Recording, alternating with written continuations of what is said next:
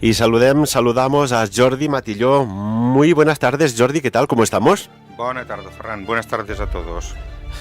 Bienvenido al programa Sapiens. Decía que hablar siempre de la Orden del Temple, hay como si algo resuena en la genética de las personas. Vamos a ver si es verdad.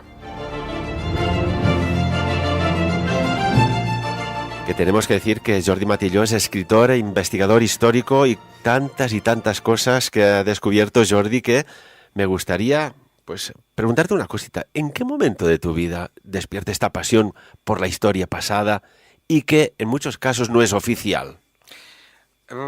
Es difícil de contestar. Esta pregunta me la he hecho yo mismo. Yo creo que la respuesta correcta sería desde el momento que nací. Es decir, siempre yo he sentido una atracción por la Edad Media, por el mundo de la caballería en general y la Orden del Temple en particular. De hecho, conozco a mi mujer desde los 16 años y ella nada más conocerme ya me dice, tú te has equivocado de época al nacer. La verdad es que a veces resuena etapas de la historia pasada. Hay personas que les suena mucho, por ejemplo, no el Egipto actual, sino el antiguo Egipto. Otros, como es tu caso, Jordi, la época medieval, ¿no? Que hay muchas luces, pero quizás hay muchas más sombras. Se ocultaba información, hubo muchos asesinatos en nombre de las religiones, hubo guerras, conflictos, hubo matanzas, pero también había gente muy lista, habían eruditos también. Sí, realmente a veces se tacha la Edad Media de edad oscura y no es así. Entender y conocer la Edad Media nos ayuda a entender la historia antigua, el simbolismo antiguo, incluso remontándonos no ya a Egipto, sino incluso a Mesopotamia, pero también nos ayuda a entender hoy en el siglo XXI los conflictos que están pasando en Oriente Medio, porque realmente hemos cambiado la época, los actores, las técnicas, pero estamos en el mismo punto. Solo hay que coger la Biblia, por ejemplo, y ver que aquella zona, que ahora que comentas, Jordi, de Oriente Medio, ya de muy antiguo, de tiempos ancestrales, siempre ha sido tierra de conflictos.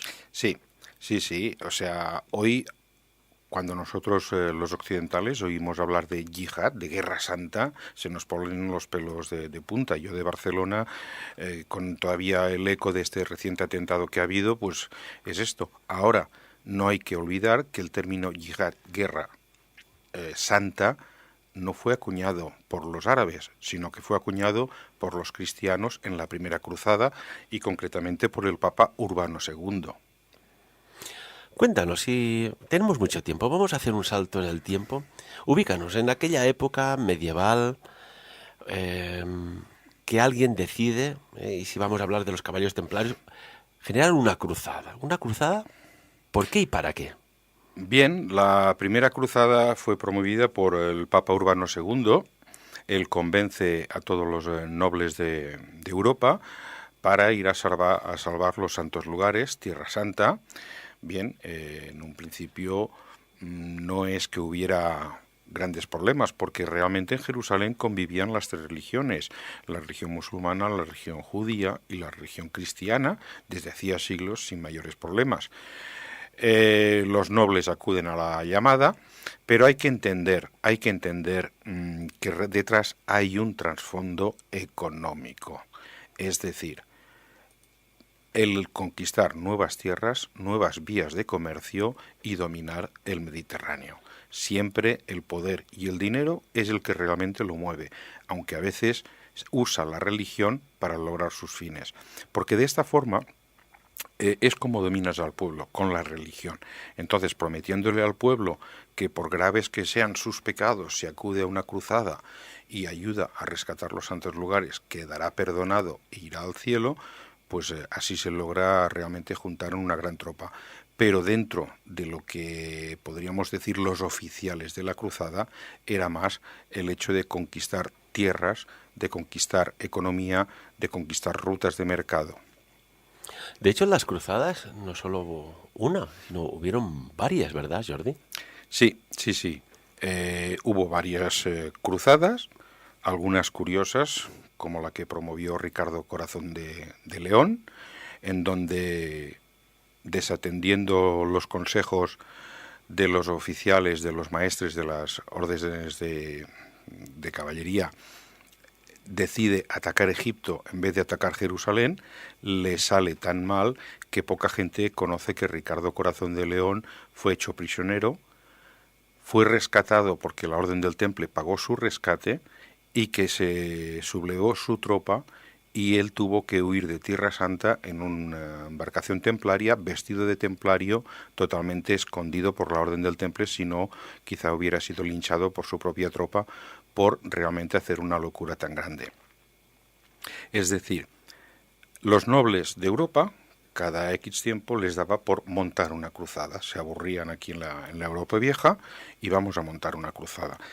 Claro, allí se encontraban con que la Orden de los Teutones, o bien la Orden de los Hospitalarios, la Orden de los Templarios, estaban guardando el territorio, intentaban lograr la paz, que muchas veces se lograba más con acuerdos que no batallando, y de vez en cuando se encontraban que venía un noble, venía un rey de Europa y venía con la espada a la mano.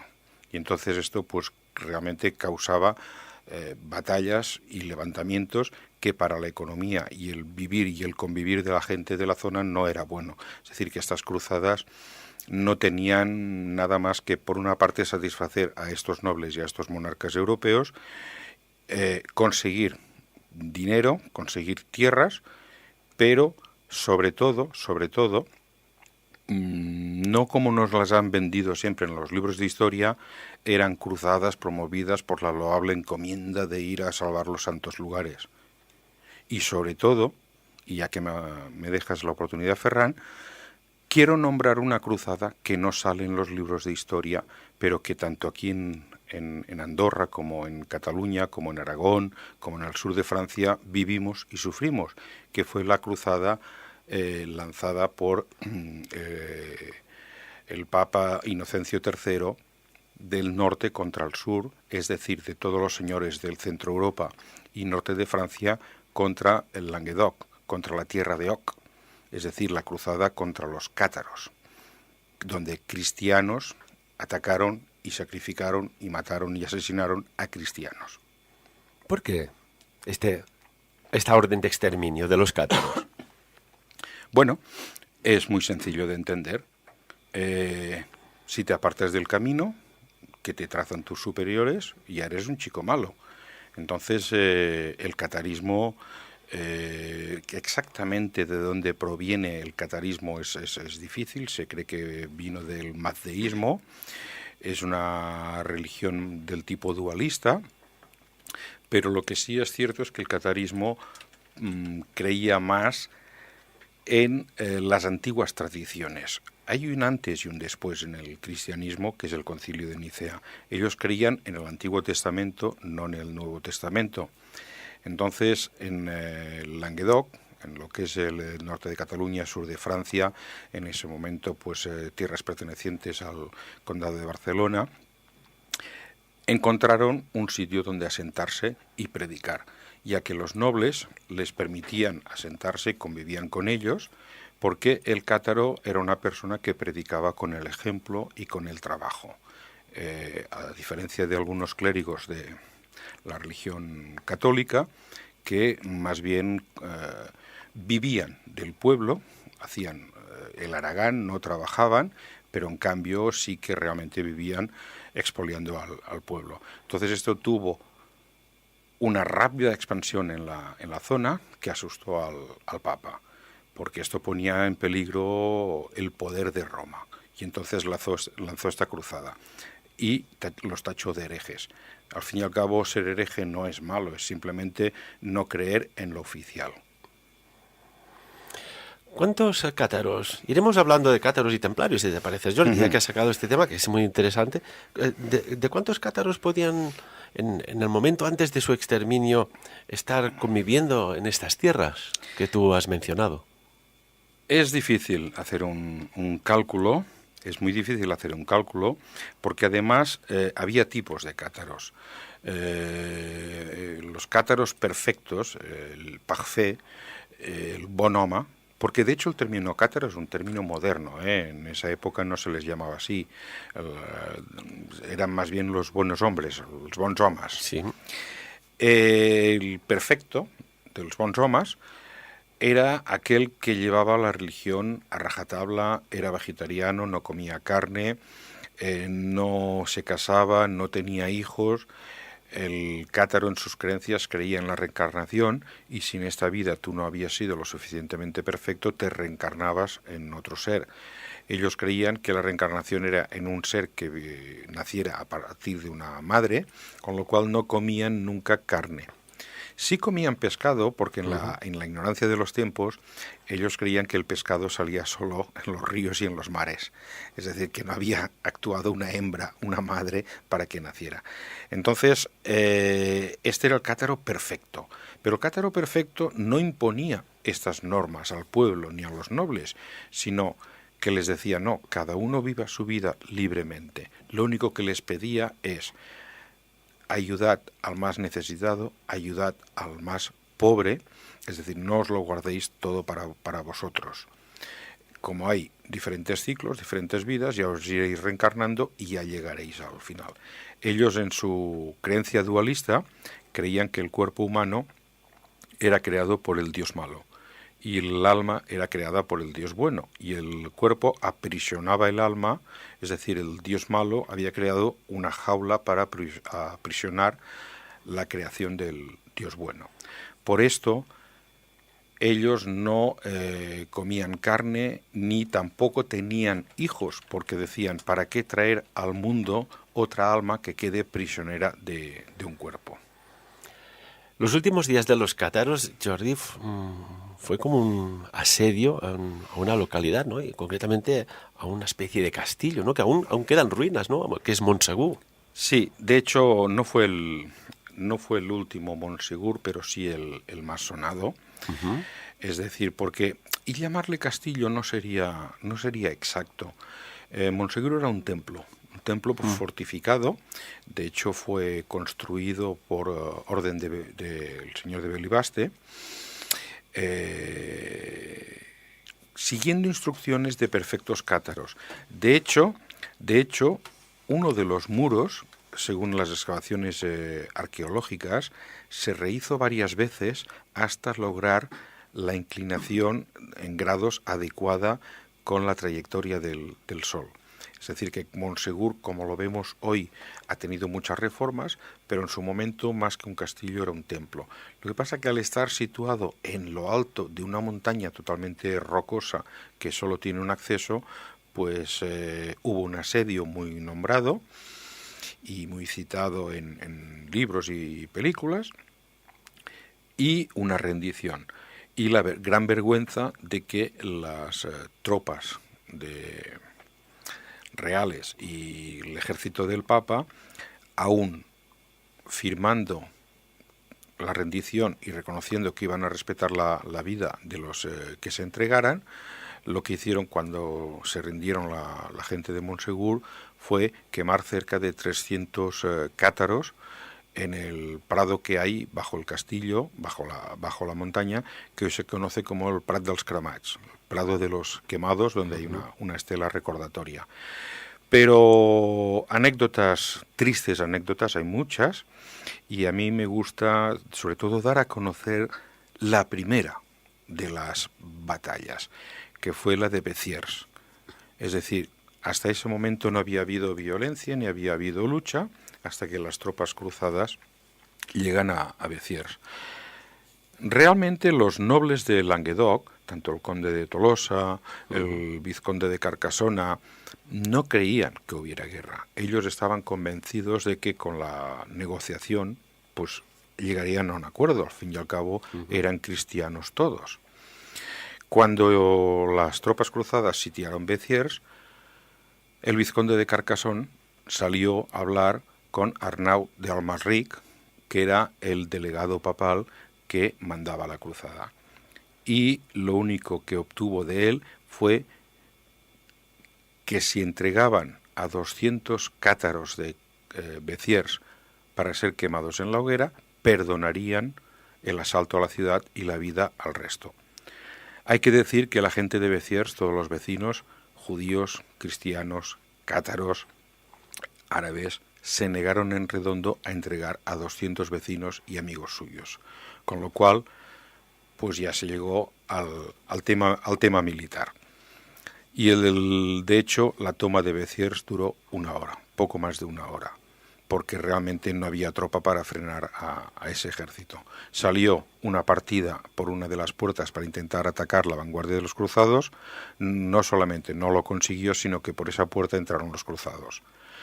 Otra de las tristes anécdotas del lugar es que prácticamente se dedicaron a matar cristianos, judíos, árabes, a todo el que se les ponía por delante, ancianos, viejos, mujeres, y muchos de los habitantes de Béziers se refugiaron en la iglesia.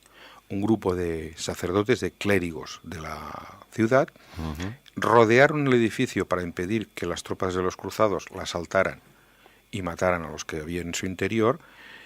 En cambio, los cruzados arremetieron contra los sacerdotes, los mataron a ellos y luego quemaron la iglesia con toda la gente dentro. ¿Por qué esta violencia tan salvaje?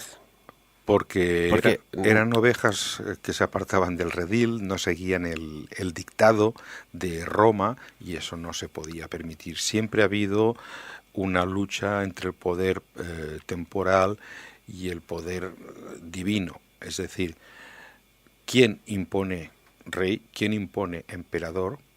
Si el Papa o la nobleza. Es decir, la Iglesia siempre ha estado junto al poder. Mires la época que mires, el siglo que mires, verás que la Iglesia siempre ha estado junto al poder, manejando el poder. Detrás de todo rey siempre ha habido alguien de la Iglesia manejando los hilos. Entonces, cualquiera que se aparte del camino y tenga otras creencias y pueda convencer al pueblo, es un peligro. Me recuerdas, por ejemplo, al cardenal Richelieu, ¿no? Que tenía más poder en Francia que el propio rey. Exactamente, estás hablando además de una época muy, muy clara. De hecho, Luis XIV, cuando hizo el Palacio de Versalles, estaba muy influido por el obispo de París y realmente no hacía nada sin consultarle. Es decir, siempre en todas las épocas. Pero es que incluso si hablamos del siglo X, del siglo IX, ya incluso en Inglaterra, cuando el cristianismo no hacía tampoco tanto tiempo que estaba, ya los obispos manejaban a los nobles que con el tiempo fundarían lo que sería hoy Inglaterra. Siempre, siempre, siempre detrás ha habido la Iglesia en esta lucha por el poder y hoy sigue. Y Jordi, por ejemplo, ¿llegaron a convivir los cátaros y los templarios en la misma época? Si hacemos esta pregunta a un historiador académico, te responderá que no, porque no tenemos ningún archivo, en ningún sitio, un documento donde la Orden del Temple tenga una relación directa con la Iglesia cátara. Pero en cambio, si tenemos en cuenta que son coetáneos en el tiempo y en el mismo lugar, y que además sí que sabemos por los archivos de la Inquisición que algunos cátaros que fueron juzgados y que incluso algunos fueron quemados eran familia directa, primos, tíos, sobrinos de caballeros templarios, dices, hombre, algún tipo de relación sí la había. De hecho, hay una leyenda en la que se dice que Monsegur el asedio duró tanto porque arriba en el castillo no faltaba nada. La montaña estaba rodeada por tropas de cruzados, pero había un destacamento de templarios vigilando una parte de la montaña. La leyenda dice que por allí entraba todo tipo de aprovisionamiento. De hecho, sí es cierto, sabemos que la Orden del Temple se negó a empuñar el arma contra cátaros, porque una de las normas de la regla del Temple es nunca empuñar el arma contra otro cristiano. Qué interesante, qué apasionante y qué silenciada y parte de la historia. Más cuestiones. Volvemos a los templarios. ¿Por qué se funda esta orden? Y después iremos un poco más allá, ¿no? Si queda algún vestigio hoy día de las órdenes, no sé si decir secretas o discretas, de los caballeros templarios. Ferran, el primer misterio de la Orden del Temple es su fundación, porque es rara, es muy rara. Hay un dato, hay un detalle muy importante. Jerusalén es tomada el año 1099 en la Primera Cruzada. Los templarios nos venden de que se presentan al rey Balduino II y que quieren ser policías que vigilen los caminos por donde cada año fluyen miles de peregrinos y que son asaltados. Pero es que la fundación del temple se produce el año 1118 o 1119, prácticamente 20 años después de la Primera Cruzada. 20 años después de la Primera Cruzada. Entonces, claro, durante estos 20 años, ¿quién ha vigilado las carreteras? ¿Quién ha hecho de policía? Además, los fundadores, los 9 fundadores de la Orden del Temple no participaron en la Primera Cruzada. ¿Por qué esos nobles dejan sus posesiones en Europa, se van a Jerusalén? Tal es el impacto de estar en la Ciudad Santa que deciden abandonarlo todo y fundar la Orden de los Pobres Caballeros de Cristo, que es como se denominó al inicio la Orden del Temple. Es muy raro. Pero lo más raro es que ellos se entrevistan con el rey de Jerusalén que había en la actualidad. El primero fue, tras la Primera Cruzada, Godofredo de Bouillon, quien reinó un año y no quiso nunca corona, dijo que nunca llevaría una corona donde Jesús había llevado una de espinos. Balduino II queda tan prendado y convencido de estos 9 caballeros que expulsa a los monjes del Santo Sepulcro de una parte de su palacio para darles ese sitio a estos caballeros que con el tiempo pues serían los templarios. Porque esta zona del palacio era el antiguo solar del Templo de Salomón. Entonces, a pesar de que la orden oficialmente se llamaba los Pobres Caballeros de Cristo, a ellos se les conocía coloquialmente como los del Temple, los del Templo y finalmente los templarios. Pero hete aquí que estos 9 caballeros que quieren proteger a los peregrinos que fluyen por los caminos desde Europa hasta Jerusalén son 9 solo y kilómetros de caminos hay muchos, donde son asaltados los peregrinos ya no por bandas sarracenas, sino incluso por cristianos renegados que no tenían dinero para volver a Europa. Cuesta de creer que estos 9 caballeros puedan vigilar un sitio tan grande, pero es que los primeros 9 años su único trabajo es desescombrar todos los subterráneos del Templo de Salomón. Te lo quería preguntar, Jordi, porque hay aquella leyenda, ¿no?, que ahí está, de que estos 9 caballeros templarios estuvieron mucho y mucho tiempo... 9 años. Excavando. Sí, ¿no? sí. Excavando, quitando lo que podía ser restos de bloques de piedra, pero con alguna finalidad en un sitio que era emblemático, que se sabe que el rey Salomón pues atesoró una gran fortuna, bien sea de papiros, documentos, manuscritos y también de joyas y oro. Ellos buscaban esta fortuna, lo digo fortuna incluyéndolo todo lo que acabo de mencionar. Sí, digamos fortuna o tesoro, pero no quiere decir con eso joyas y oro, puede ser información perfectamente, Ferran. ¿Información a qué nivel? Si encontraron algo y si venían ya con ese propósito, es una de las teorías con la que a veces se ha trabajado. No hay documentación, pero claro, la lógica a veces te lo dice. Sí, hombre, si dedican 9 años a desexcavar los subterráneos, los pasadizos, que con la destrucción del templo quedaron obturados, en vez de hacer su trabajo de policía, es que realmente ellos ya sabían que ahí había o podía haber algo.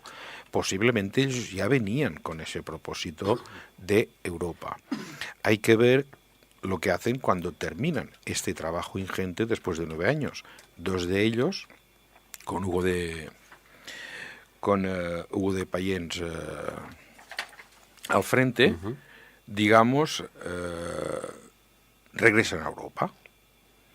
Y no solamente regresan a Europa, sino que automáticamente son recibidos por el Papa, quien los manda a las principales monarquías de Europa. A partir de ahí, la Orden del Temple empieza a recibir favores en forma de bulas, exenciones fiscales, donaciones económicas y afiliaciones, porque también durante estos 9 años ellos no admiten a ningún voluntario que quiera afiliarse en sus filas. También es cierto, hay otra figura, San Bernardo de Claraval, sobrino de uno de los fundadores, que jugó un papel importante en la fundación oficial de la Orden del Temple. La Orden del Temple tuvo una primera regla escrita por el patriarca de Jerusalén, pero que fue en este viaje a Europa corregida y oficializada por San Bernardo de Claraval, y es a partir de aquí cuando realmente la Orden tiene fuerza y vigor. Pero hay otra figura ya muy desconocida, que es el fraile Stephen Harding. Stephen Harding, brazo derecho de Bernardo de Claraval, fue uno de los primeros en entrevistarse con los recién llegados de Jerusalén. Stephen Harding era en ese momento la máxima autoridad en Europa en cultura hebrea antigua y en arameo.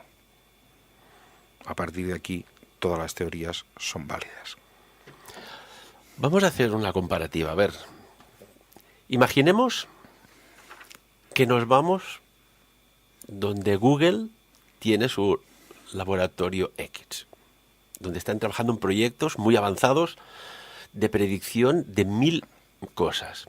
En aquellos tiempos bien podía ser las ruinas del Templo de Salomón, este laboratorio de Google X, en el cual, y permíteme la pregunta, podía haber información, manuscritos, pergaminos, de datos históricos pasados, incluso predictivos de futuro. Y déjame ser más claro, va. Quizás estaban buscando las clavículas de Salomón. A ver, predicciones de futuro, no me atrevería quizá yo a decir tanto, porque también es un campo que yo no conozco bien. Pero realmente datos históricos que pueden cambiar, valga la redundancia, la historia sí. Es decir, en cuanto te sumerges un poquito en estudiar el simbolismo, a grandes rasgos, tú ves que el simbolismo que se utiliza en el cristianismo, en el islam y en el judaísmo no son creados ni por el islam, ni por el cristianismo, ni por el judaísmo. Son más antiguos. Los tres nos vienen heredados de la cultura egipcia. Pero es que tampoco es la generadora la cultura egipcia, sino que nos hemos de trasladar a Mesopotamia. Mesopotamia es donde encontramos lo que podemos llamar la primera cultura. Es decir, ciudades que no están enfrentadas y que entre ellas tienen trato comercial, trato mercantil, buena relación. Porque una tribu, un poblado que se enfrente al de al lado, que luche, no lo podemos denominar civilización. Entonces, es aquí en Mesopotamia, concretamente en el reino de Sumer, donde encontramos esto, ciudades compartiendo cultura, compartiendo comunicación, compartiendo acciones mercantiles sin tener acciones bélicas entre ellas. Es también donde encontramos los primeros zigurats, las primeras pirámides. Es donde encontramos el primer monoteísmo con el dios Sumer. Es Sumeria. Una cuestión, ¿por qué se ha ocultado tanto la existencia de los zigurats, ¿no? Siempre hablamos de las pirámides de Egipto, pero los zigurats estaban ya mucho antes, de construcciones perfectas. Estas estructuras piramidales, ¿por qué siempre pasan como desapercibidos? Yo quiero pensar o pienso que Mesopotamia es donde se esconde la respuesta a nuestros mayores misterios y preguntas. El problema es que, así como en Egipto se ha podido excavar perfectamente y encontrar respuestas a preguntas, en Mesopotamia estamos hablando entre el Tigris y el Éufrates, Irak, Irán. Entonces, es una zona que, si la miras desde un punto de vista histórico, lleva 7000 años de guerra. y esto ha impedido el hecho de que se haya podido estudiar académicamente y se haya podido excavar. Fíjate que la ciudad de Palmira, que ahora pues hace poco los terroristas de ISIS, yo me niego a llamar Estado Islámico a alguien que no es Estado y además no son islámicos, destruyeron. Es decir, es una zona que se ha podido estudiar poco, pero realmente nos viene mucho de aquí. Tú estás muy acostumbrado y a lo mejor ya no te llama la atención cuando entras en una iglesia cristiana ver las 4 figuras, el águila, el toro, el león y el apóstol. Bien, eso no es más que una transmutación, una transformación del león alado de Mesopotamia, que puedes ver en Internet, o en el Museo de Londres, o en el Museo del Louvre. Es decir, la cabeza humana, el cuerpo de toro, la cola de león y las alas del águila. Es decir, esos 4 que el cristianismo separa, ellos lo tienen en uno. ¿Cuántos temas? Estamos ya abriendo el análisis, Jordi, y qué maravilla. Si volvemos una cosita, y para acabar, del templo del rey Salomón, ¿no? ¿Qué sabes de este personaje que se dice que recibió, y lo digo así entre comillas, la visita de un ángel que le dio unos conocimientos muy complejos y a día de hoy muy herméticos? Bueno, ¿Has investigado es que has pronunciado una palabra que me ha llamado mucho la atención. Es decir, las cosas a veces no son lo que parecen, ni las palabras etimológicamente dicen lo que realmente quieren decir. Es decir, ángel proviene del arameo y su traducción es el mensajero. Correcto. No una persona de una belleza increíble con unas alas que baja del cielo. Simplemente ángel es mensajero. Recordemos el ángel que de la Anunciación es el mensajero que lleva un mensaje. O sea, ángel es mensajero. Aprovecho para decirte, pues, una chuletilla que yo tenía. Dice, la palabra demonio. La palabra tiene su origen en el griego daimon. Significa conocimiento, inteligencia. Fíjate cómo ha cambiado esta palabra con los siglos. ¿Quieres decir que se ha llegado, no sé, ahora me viene a la cabeza, se ha llegado a manipular la palabra demonio para ocultar la palabra conocimiento? ¿Es así? Totalmente. Lucifer proviene del latín lucem ferre, que significa portador de la luz, la claridad. Y la palabra Satanás proviene del hebreo, significa el que se cuestiona, el opositor. O sea, fíjate cómo nos han vendido estas palabras, quién nos las ha vendido, demonio, Lucifer y Satanás. Es decir, el que lleva la luz, el que quiere el conocimiento y el que se cuestiona el dogma de fe, el que se hace preguntas. No hay nada más sano en la vida que hacerse preguntas. Y aprovecho para volver a los templarios. Sí, que los habíamos dejado allá encima de sus caballos. Aprovecho para volver a los templarios también con el tema así, vocabulario, y es otro de los misterios que ellos tuvieron fue su desaparición, ese famoso viernes 13 de 1307, en donde todo ese imperio económico militar, de la noche a la mañana, son apresados por los comisarios del rey de Francia. Pues cuesta de creer que de la noche a la mañana, en una madrugada, en la Edad Media, se pueda coordinar una acción tal que hoy en el siglo XXI, con los avances tecnológicos, no se podría. Y teniendo todos los canales y puntos de información también, exacto, ¿no? porque en tantas rutas. Que ellos no supieran la que se les caía encima, cuesta de creer. Pero bueno, son apresados, son juzgados, y estas acusaciones que lanza Philippe le Bel, el rey francés, y Clemente V contra ellos, bueno, aparte de la sodomía, la homosexualidad, porque se dan besos, y la herejía, el apartarse del camino, hay que conocer que darse un beso en la boca, no desde un punto de vista sexual, sino desde un punto de vista simbólico, es yo te doy el aliento de vida, yo te doy la vida. En muchas iniciaciones se hace y no tiene ninguna connotación sexual, salvo que para el ignorante o para el profano, que lo puede malentender. Pero una de las acusaciones curiosas fue que adoraban una cabeza, un ídolo, al que llamaban Baphomet. El mismo que nos apareció ahora en la inauguración de unos túneles que estaban todas las máximas autoridades europeas en Suiza. Sí, una representación un poco folclórica, Sí, sí, ¿no? porque vamos a ver que el señor Baphomet, bueno, pues no tiene tanto misterio y tiene mucha lógica. Es decir, Que es como una cabeza de cabra, ¿no?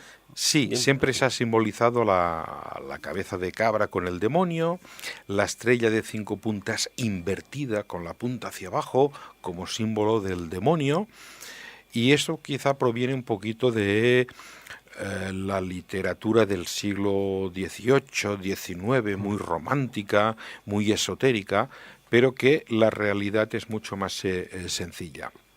Te voy a comentar, Ferran, que hubo una persona, un inglés, Hugh Schonfield, que era uno de los expertos que trabajó en los papeles de Qumran, en los documentos, perdón, los papiros en los rollos de Qumran, en su traducción como experto en judaísmo y como experto en arameo, y era uno de los expertos que trabajaban en su traducción.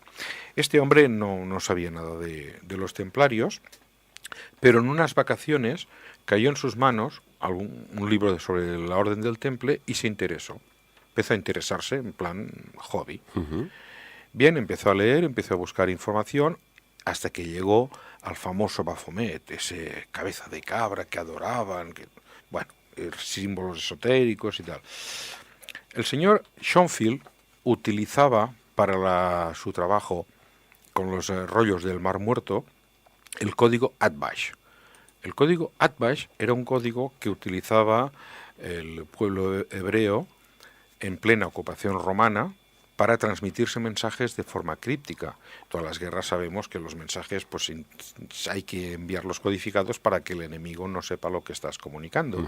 Y los judíos, los hebreos, utilizaban el código Atbash.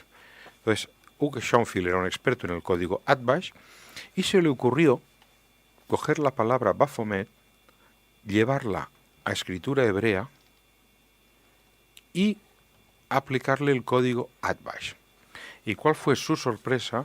Que cuando la palabra Baphomet, sílaba a sílaba, la llevas a la escritura arameo antiguo. Sorpréndenos. Sí, y le aplicas, porque de hecho sale una palabra rara, bien, pero cuando le aplicas el código Atbash, que es un código en el que hay que invertir, hay que cambiar el orden de las sílabas, la palabra Baphomet se convierte en Sofía. Sofía. Símbolo y diosa del conocimiento. Es decir, Baphomet significa los que adoran el conocimiento. Adorar a Baphomet es adorar el conocimiento. Pero claro, el conocimiento, la luz, la verdad, normalmente no es algo que guste al que está en el poder. De aquí que ellos utilizaran también un sistema críptico y muy posiblemente, porque ellos ya usaban sistemas crípticos incluso para sus transacciones bancarias, los templarios. Sí, porque esto es un dato interesante. El cheque, que hoy conocemos, bueno, ahora ya está en desuso, más por la tarjeta, ¿no?, bancaria, pero el cheque lo inventaron, y recuerdo que me lo comentaste hace ya un tiempo, los templarios. Sí, ellos... ¿Con qué finalidad? Bueno, ellos usaban, ellos eran banqueros, eran depositarios, eran garantes, pese a que el prestamismo solamente estaba autorizado a los judíos porque la Iglesia lo condenaba. La Orden del Temple sí que hacía préstamos o hacía de banqueros guardando dinero y joyas a los nobles y a las monarquías, porque nada más seguro que una fortaleza templaria para guardar allí el oro y que no fuera robado. Entonces tú podías perfectamente, si querías peregrinar, vamos a poner un ejemplo práctico, llevar a una encomienda templaria oro, monedas, joyas. Ellos te emitían un documento críptico, codificado, y tú viajabas con ese documento en vez de las joyas, con lo cual no tenías el peligro, el problema de que te fuera robado el oro y las joyas. Cuando llegabas a otra encomienda o bien llegabas a Jerusalén, ibas a la casa del Temple, entregabas ese documento y se te daba el equivalente que tú habías dejado en la primera encomienda, es decir, hacías valor de ese cheque, recibías no en efectivo, bueno, monedas, joyas, oro, el valor equivalente, menos tu donación, porque ellos no cobraban interés, pero aceptaban donaciones. Hecha la ley, hecha la trampa. Con el tiempo, pues eso se ha adoptado. Incluso hubo un tiempo que había los travel checks, que eran precisamente para viajar sin dinero. O sea, que ellos ya en ese momento ya lo inventaron. Volviendo un poquito, para finalizar con el tema Baphomet, pues lo que es importante también saber es que esa palabra que se nos convierte en Sofía es el conocimiento, pero hemos hablado de la estrella de 5 puntas invertidas.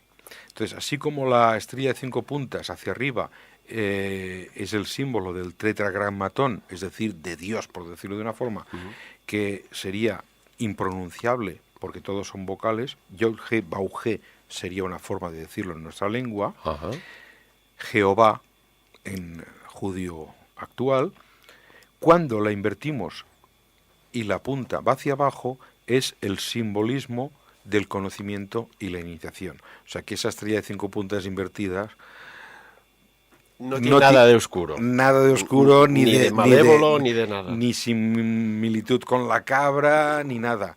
Es curioso la cabra, cómo se la asimila. Con lo bueno que es el queso de cabra. No, pero es que las cosas son muy sencillas, Ferran. La cabra se la asimila con el demonio, con las brujas. Bien. En uno de los trabajos que yo estuve haciendo en el País Vasco, pude saber que aquelarre, la palabra aquelarre en vasco antiguo significa campo de cabras.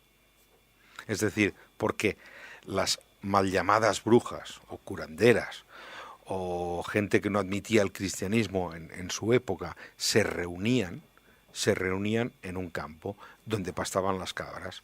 Entonces, en el campo de las cabras, nos vemos en el campo de las cabras, en vasco antiguo, en el aquelarre.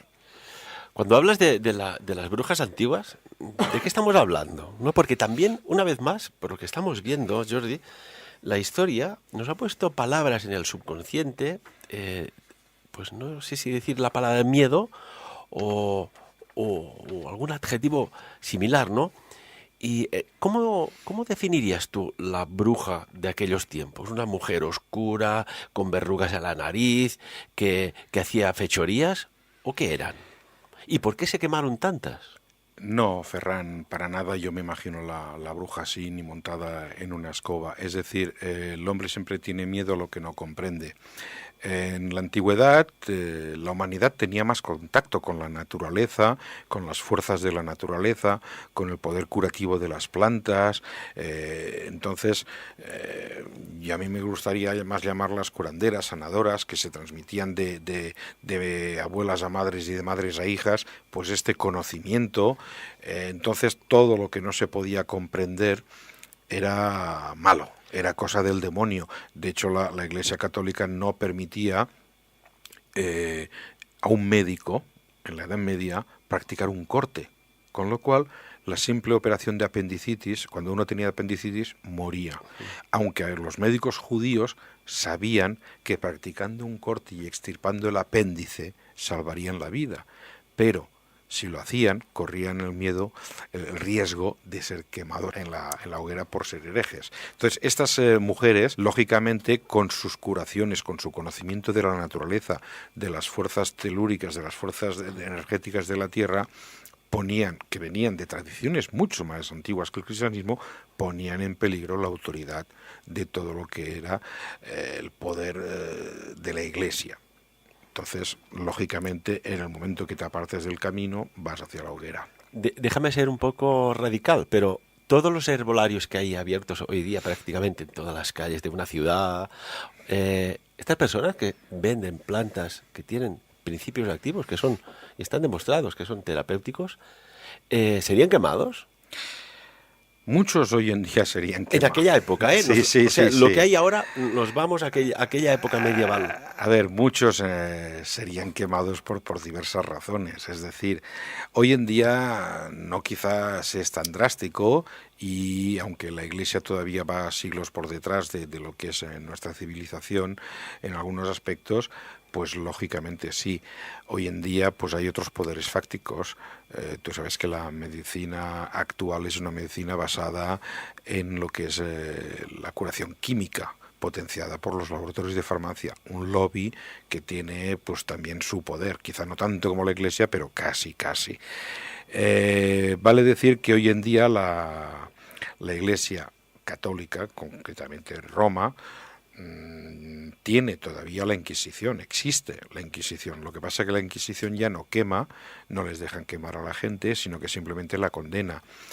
Hoy en día la Inquisición, que fue creada precisamente para luchar contra los cátaros, cuando terminaron los cátaros fueron a por los judíos, y cuando se terminaron los judíos, ya en épocas más recientes, hubo gente que fue quemada por ser protestante e incluso por ser masón, por pertenecer a la masonería.